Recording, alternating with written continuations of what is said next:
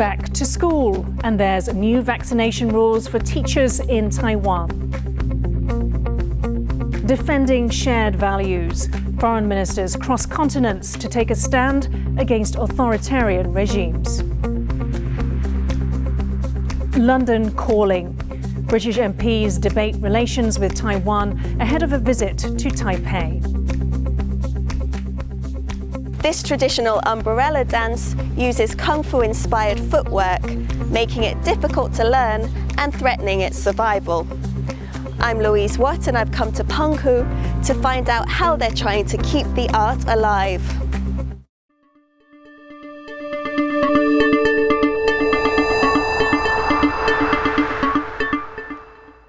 A warm welcome to TaiwanPlus News. I'm Yin Khvat.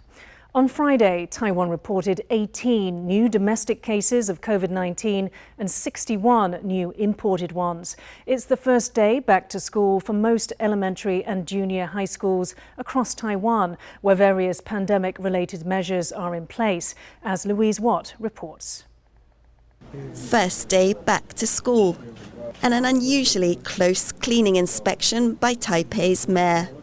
He visited a school in Jingmei in the city's south to see how staff are welcoming back students, with lots of masks.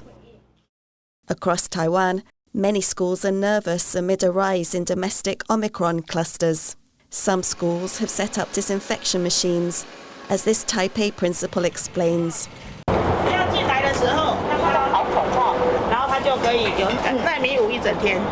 Practically all of Taiwan's 6 big cities have said they will shut down any school with a confirmed case for 2 weeks. But Tainan in the south will stick to central government requirements and close just the affected students' class. Many schools were busy disinfecting before the new semester and announcing new rules.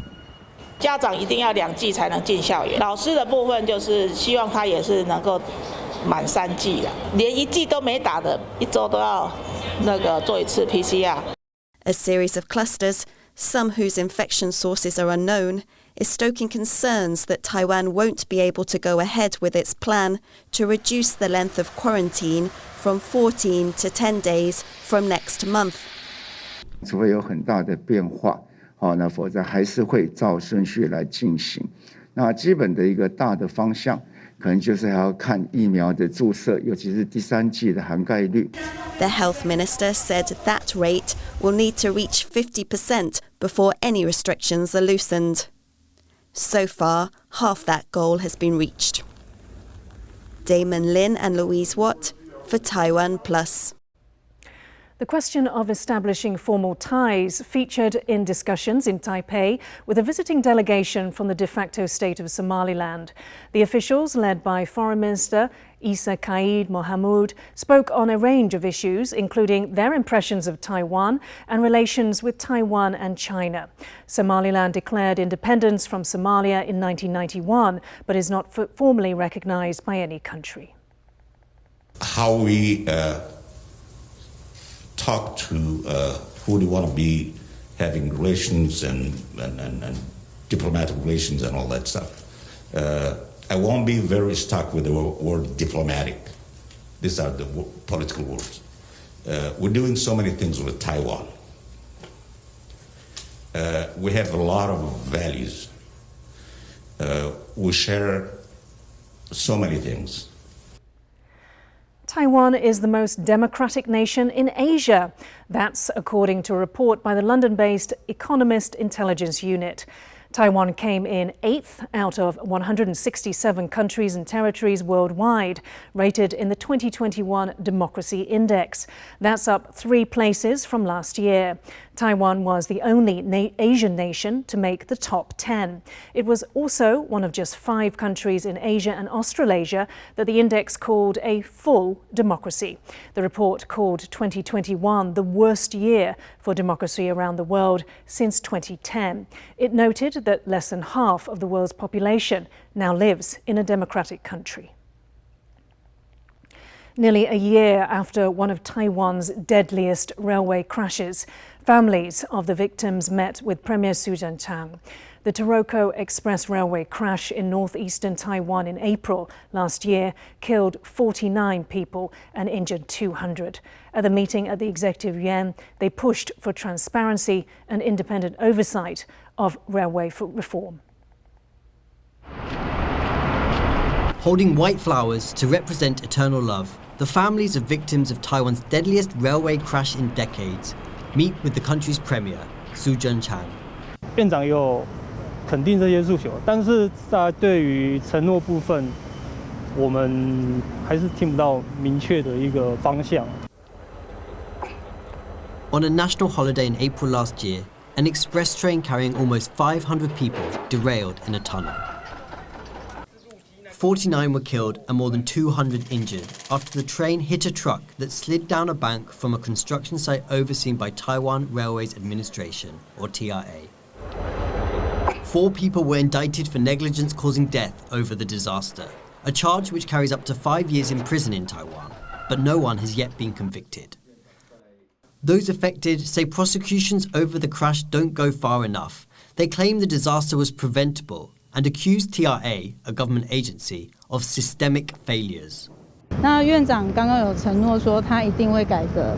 那我们希望台湾的司法已经让我们非常的失望了。那希望院长不要再让我们失望。Relatives of the casualties are pushing for the preservation of wrecked train cars as a warning or for educational purposes. They also urge transparency and independent oversight on promised reforms of TRA, such as increased inspections. 留在现场或训练中心，这么清楚的一个要求是应该要留下来的。百年老店，今天不是一个按钮，它就能改了。There have been more than 300 major railway incidents in Taiwan since 2012, claiming the lives of more than 400 people. Victims' families on Thursday said they do not want compensation. They only want the government to make good on promised organisational reforms to prevent another tragedy. James Rayner and Rick Lowert for TaiwanPlus. Taiwan's population has continued to decline this year, according to figures released by the government. At the end of January, the population stood at nearly 23.4 million. That's 0.84% lower than the same time last year. In 2021, the country recorded the most deaths in a single year at nearly 184,000 and an all-time low in the number of babies born. Figures also showed that more people left Taiwan to live overseas than the numbers arriving. Taiwan recorded its first ever fall in population in 2020. The ministry did not explain whether the decline was related to the COVID-19 pandemic or other factors. Foreign ministers from the United States, Japan, India and Australia are holding talks in Melbourne, where one issue appears to be taking centre stage: China's growing assertiveness in the Indo-Pacific region. Ahead of the Quad meeting, which will also focus on climate change and the COVID pandemic, the ministers also met with Australian Prime Minister Scott Morrison. Both Morrison and US Secretary of State Antony Blinken spoke about the importance of defending their shared values. To explore the significance of the Quad meeting for Taiwan, I spoke with Wen Sung, a political scientist at the Australian National University. He says that an important focus for the group is supporting democracy. Quad as a regional security vehicle, its purpose is to build a counterweight against growth of Chinese power as well as Chinese influence. And so the name of the game for Quad is to focus on the one thing that binds them together, which is that they're all democracies, albeit with different forms. In that sense, the Quad will be about both allying, both coming together, as well as projecting support for other liberal democracies. So Taiwan will obviously be an important part of that. So the Quad will likely continue to, if not increase over time, its support for Taiwan in terms of diplomatic signaling.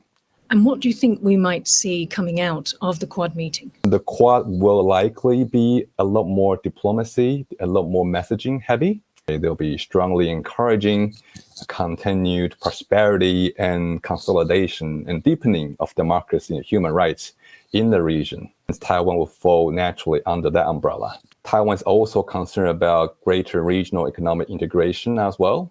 So in that sense, the Quad meeting could pave the way for greater consensus building for what this Indo-Pacific economic framework would look like going forward. Russia and Belarus began joint military drills, adding fuel to fears of a Russian invasion of Ukraine. Ukraine has also started its own exercises to bolster its defences. While Russia has repeatedly denied that the country is preparing for invasion, military tensions are rising and officials are calling for diplomatic solutions. Bing Wang has more.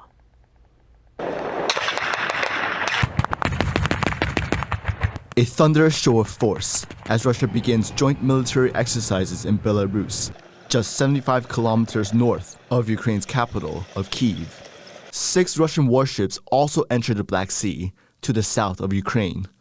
Newly released satellite images appear to show continuing military buildup in Crimea, Western Russia, and Belarus, flanking Ukraine from the north, east, and south. In response to Russia's escalation, Ukraine began its own military exercises. Коли будуть нариватися, тоді будемо атакувати, одним словом. Погоду ми не вибираємо та час. Ми готові завжди дати гідну відсіч. Central to the rising tensions between Russia and Ukraine is Ukraine's possible membership in NATO. Russia doesn't want any countries formerly in the Soviet Union to be accepted in the military alliance, and has asked the US to deny Ukraine a spot. The US and NATO have rejected this demand. Though Russia has denied it's preparing to invade, the US is bolstering its presence by sending nearly 3,000 reinforcement troops through Romania and sent another batch of weapons to Ukraine as part of a $200 million security package. The bottom line is we will stand by our NATO commitment. And we've been doing so here in Romania for quite some time. We're adding to that starting today. And obviously, depending on whatever decisions NATO takes in terms of bolstering the effort here, we'll be part of that in any way that's appropriate. The UK has stepped up its pressure on Russia by sending 350 troops to Poland. British Prime Minister Boris Johnson visited the troops and issued a warning to Russia. There has got to be room for a conversation with the Kremlin about what they are doing. It will be a disaster for them, it will be a disaster for Russia, it will be a disaster for the world if they were to invade. While military tensions are still rising, officials on all sides are hoping for a diplomatic solution. Klein Wang and Bing Wang for TaiwanPlus. Coming up, we take you to Sun Moon Lake to show you how stone carvers from across Taiwan are displaying their artwork at a special turtle carving exhibit. Details after the break.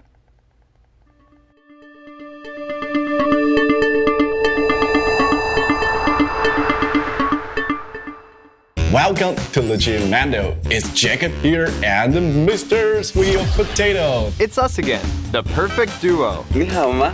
如果我跟他掉到海里，你会救我还是他？我喜欢你。喜欢 means like. I prefer telling people what I don't like. 吃过了吗？北宫一鲜奶茶一样无糖少冰，要加小芋圆，不用吸管，谢谢。I can't wait to learn more Mandarin. I'm just going by the script. Your sarcasm is creeping back again. Your feelings are correct.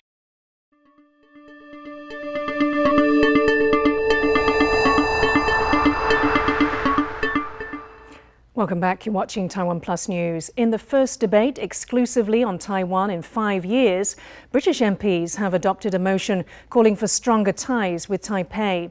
The debate, proposed by 2 Conservative Party MPs, comes amid warming European sentiment toward Taiwan in recent months. But as James Chater reports, China is making clear that edging closer to Taiwan comes at a price. It's absolutely essential. A sparsely populated British Parliament, but a significant debate on Taiwan. British MPs held the first debate exclusively on relations with Taiwan in 5 years, eventually adopting a motion calling for deeper economic and security ties. For Taiwan to have greater international recognition, it's on account of their democracy, their expertise, and as a free market friend, not as a tool in a wider struggle. No longer an EU member, the UK has been out of lockstep with its former partners who have taken bolder moves toward Taipei. In recent months, Taiwan has welcomed delegations from several EU countries.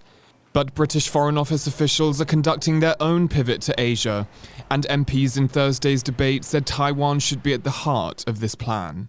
And I think the interesting thing to note about this debate is instead of just talking about Taiwan as an isolated place in Asia or an opportunity for trade, MPs decided to place Taiwan in a broader context of authoritarians versus democracies.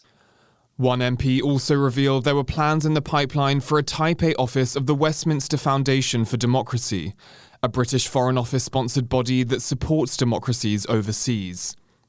But developing ties with Taiwan could come at a cost. This week, China added beef, alcohol and dairy products to a list of banned imports from Lithuania, which has been a vocal supporter of Taiwan. But Beijing denies the measures are politically motivated. 中方一贯按世贸组织规则行事，所谓中国胁迫立陶宛的说法，纯属无中生有。 But more countries are coming to Lithuania's defense. News website Politico reported on Thursday that Taiwan, Canada and Japan have requested to join a WTO case that accuses China of illegally blocking Lithuanian imports. The US, Australia and UK are also seeking participation in the initiative led by the EU. In the coming weeks, British MPs will follow their EU counterparts with a visit to Taipei. The tone of that trip will test the depth of London's support for Taiwan. Patrick Chen and James Chater for TaiwanPlus. James spoke to Alicia Kearns, the British MP, in that report. She had proposed the motion and will be part of a delegation of British MPs set to visit Taiwan later this month. He began by asking whether the UK would be willing to risk its relations with China over Taiwan. Look, the UK has a responsibility to stand by our fellow democracies, countries who believe in rule of law, and that is absolutely what Taiwan is. And look, we're not pretending that we are going to be the foremost guarantor of Taiwan's security. That lands with the US, who obviously have a legal agreement to do so. But what we are saying is that we should be looking to deepen those ties. We should be able to look to lessen those threats which would try to pull Taiwan away from its democratic status. And we should look to learn from Taiwan. So, for example, we want to learn as MPs more about cyber. We want to learn about research and development. We want to build more of our supply chains through Taiwan. During the debate, you called the Taiwanese representative to the UK the ambassador, and one of the proposals you mentioned was renaming the representative office in London. There was another MP in the chamber who said actions like these can risk confrontation with China. How do you respond to such a criticism? And with this context in mind, how do you think British MPs should operate going forward in relation to Taiwan? I think we need to be very conscious of our words and we need to be very tactful. I am very clear that I stand steadfast in my support of our Taiwanese friends, and I'm in no way on my own on this. Every single political party has that view. But absolutely, as I touched on earlier, we don't want Taiwan to become in any way weaponized within the conflict that we're seeing between China and England or China and the USA. So we do need to be cautious. But I also think we have to recognise self-determination, which came up time and time again today in the debate. And I very much believe that Taiwanese people want to live as they currently are. They don't want to be subsumed into China. Convoys from across France are converging on Paris to demand an end to the country's COVID-19 vaccine pass.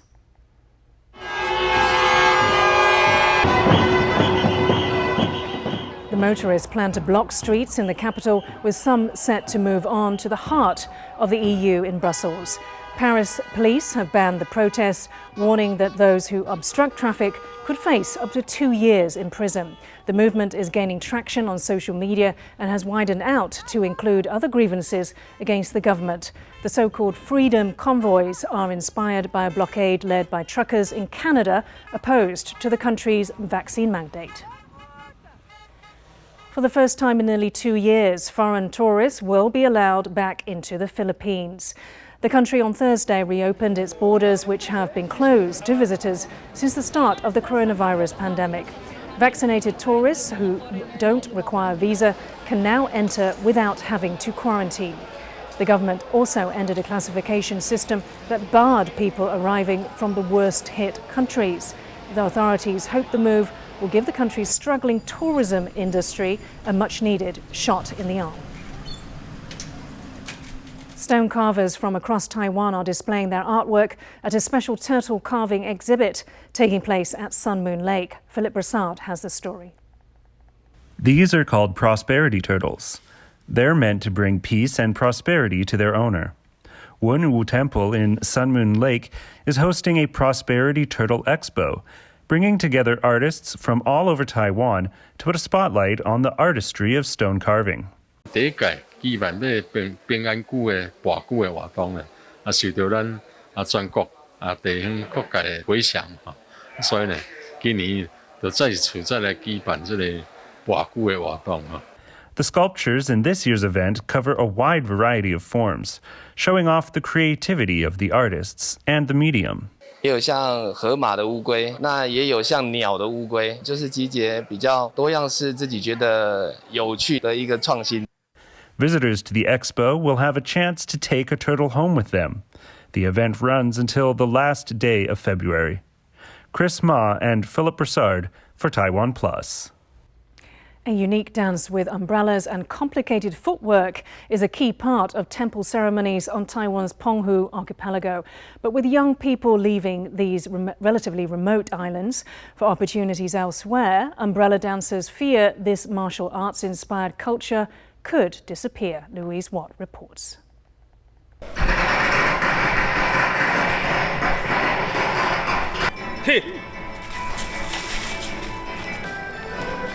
Embroidered umbrellas and a martial arts-inspired dance.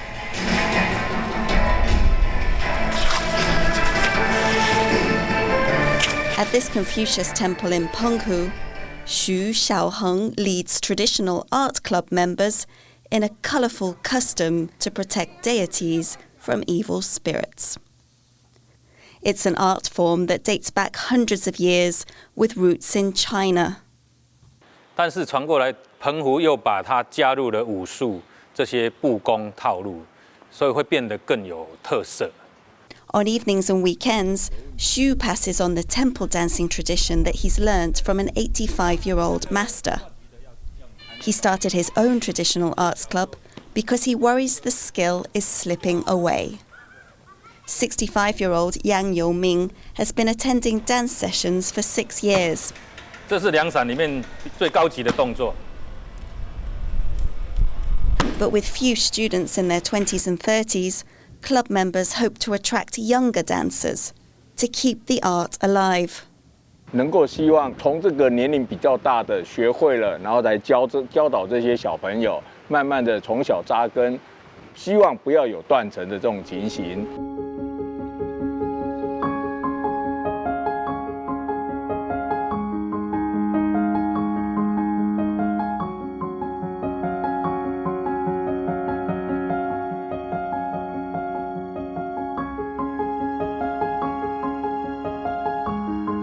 Just over 100,000 people live in Penghu, a quarter of whom are over 60, a larger proportion than Taiwan as a whole. With little industry here but fishing and tourism, Penghu's young tend to head to the Taiwanese mainland to study and work. But some stay and work in tourism or restaurants. A number take over the family business. Liu Mingzhang is the fourth generation to run a shop making salted biscuits unique to Penghu. He says traditional culture is often lost because tastes change. 而且你要多听听一些年轻人的一些想法，因为你传统的东西会越来越被淘汰，可是你必须要加入一些新的元素，才能让这个旧的产品有新的生命，这样子。 才有可能把旧的文化保存下来。 The Umbrella Dancing Club is working to keep the interest of the young who stay in Penghu. 最好玩的地方就是可以学到武功，还有运动，跟认识澎湖的文化。 With keen young members like that, Xu is optimistic his club can keep the art going. 大家一起出来表演。让大家都能看到，就这个技术就会一直推广啊，就避免它失传。With each step they take, young and old are doing their bit to keep Penghu's traditions alive. Patrick Chen and Louise Watt for TaiwanPlus. Thanks for watching TaiwanPlus News. I'm Yin Khvat. Finally, today we leave you with some pictures of cherry blossoms in Taiwan. For more stories from Taiwan and around the world, please download the TaiwanPlus app. Stay safe and see you next time.